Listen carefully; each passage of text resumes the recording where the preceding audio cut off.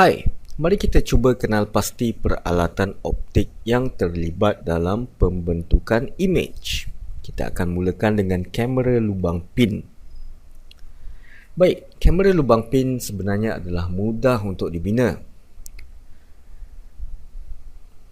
Ia pada dasarnya adalah kotak kosong dengan lubang pin yang kecil di tengah-tengah satu hujung kotak dan skrin di hujung yang satu lagi. Jadi anda boleh ambil satu kotak kasut dan tebuk satu lubang kecil menggunakan pin di satu sisi kotak itu.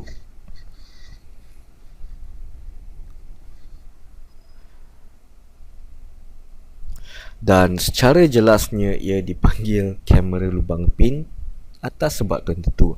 Jadi gunakan pin dan tebuk satu lubang di sini dan di hujung yang satu lagi cuma potong ia keluar. Setelah anda potongnya keluar, gantikannya dengan plastik Lutsina.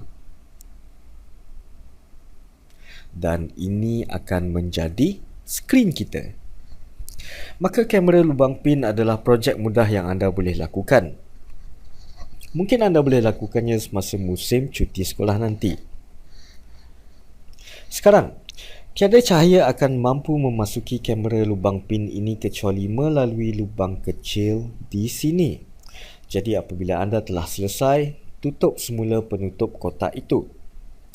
Apa yang kita boleh buat sekarang ialah menguji kamera lubang pin kita.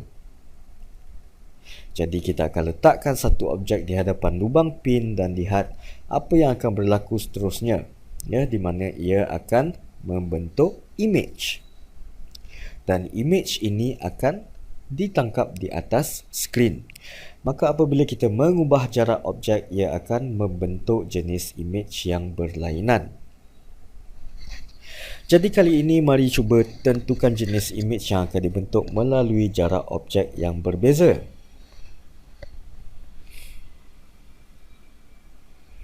Jadi mari kita lihat pandangan sisi kamera lubang pin ini. Ini ialah lubang pin dan ini ialah skrin. Dan mari lukiskan beberapa darinya agar kita boleh bandingkannya dengan jarak-jarak objek yang berbeza. Baik, saya akan letakkan satu objek di sini. Mungkin ianya adalah lampu sorot dan untuk yang seterusnya saya akan letak dengan lebih dekat. Dan untuk yang ketiga, mari alihkan objek lebih jauh. Maka untuk contoh pertama, sinaran akan memasuki kamera lubang pin. Jadi sinaran di atas objek akan memasuki kamera melalui lubang itu. Dan ia akan membentuk satu imej.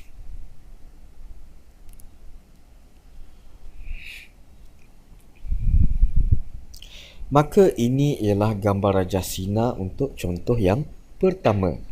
Dan dapatkah anda lihat apa yang memasuki skrin akan menjadi terbalik? Jadi mari cuba untuk berlatih apa yang kita telah belajar sebelum ini. Jika imej dibentuk di bahagian kanan, apakah panggilannya? Ia akan dipanggil sebagai imej sebenar. Dan sekarang anda boleh lihat yang imej ini adalah sebenarnya terbalik. Jadi ianya adalah songsang. Dan bagaimana pula dengan saiz imej ini? Ia nampak lebih besar. Jadi ia dikenali sebagai diperbesarkan.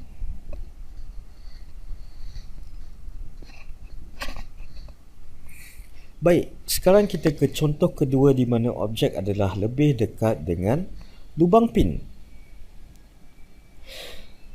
Maka cahaya akan memasuki lubang pin dan ia akan membentuk satu imej. Jadi kita boleh lihat yang imej itu adalah lebih besar. Maka ini akan ditangkap di atas skrin. Maka ia adalah imej sebenar dan ia masih terbalik. Maka ianya adalah songsang dan imej ini sudah tentunya diperbesarkan. Baik, sekarang kita ke contoh seterusnya di mana objek adalah lebih jauh. Jadi cahaya dari objek akan masuk ke dalam lubang pin. Dan sentiasa gunakan pembaris apabila anda melukisnya. Saya tidak ada pembaris untuk ini, jadi ia nampak sedikit pelik.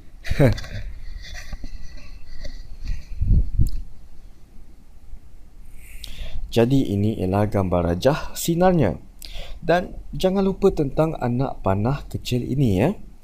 Maka image ini masih akan ditangkap di atas skrin. Jadi ia adalah image sebenar. Dan ia masih terbalik, maka ianya adalah songsang. Dan saiznya adalah lebih kecil dari objek asal, walaupun anda lihatnya tidak berapa berbeza kerana garisan ini tidak begitu lurus.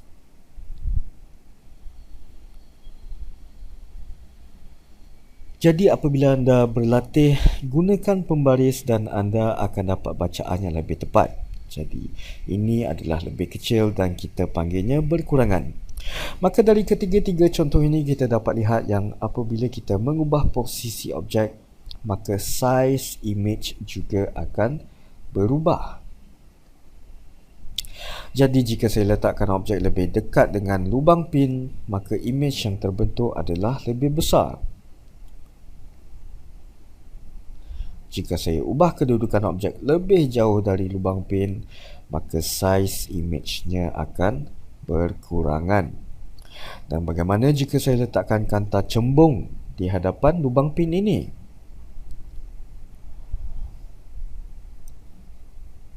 Apa yang akan terjadi? Baik, jadi ini ialah lubang pin dan saya letakkan kanta cembung di hadapannya. Dan kita tahu yang kanta cembung adalah kanta memfokus ataupun kanta menumpu. Ya, di mana kata cembung juga dikenali sebagai kata menumpu. Jadi jika objek berada di sini, kita akan dapat image yang lebih tajam berbanding contoh yang kita lakukan tadi.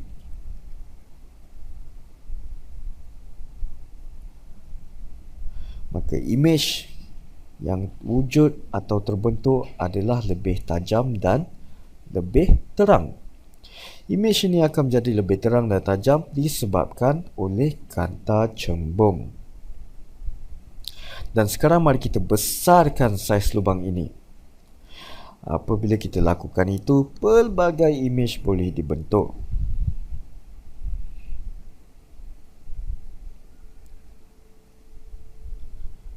Okey, maka garisan akan nampak seperti ini kerana lubang adalah lebih besar. Namun begitu, image yang terbentuk akan menjadi kabur. Baik, mari kita cuba lakukan contoh yang lain. Katakan yang ini adalah bahagian depan kotak kasut itu. Ya, itu dan kita tebuk 3 lubang berbanding 1 lubang sahaja. Image bagaimanakah yang anda rasa akan terbentuk? Adakah ia akan membentuk 1 atau 3 image?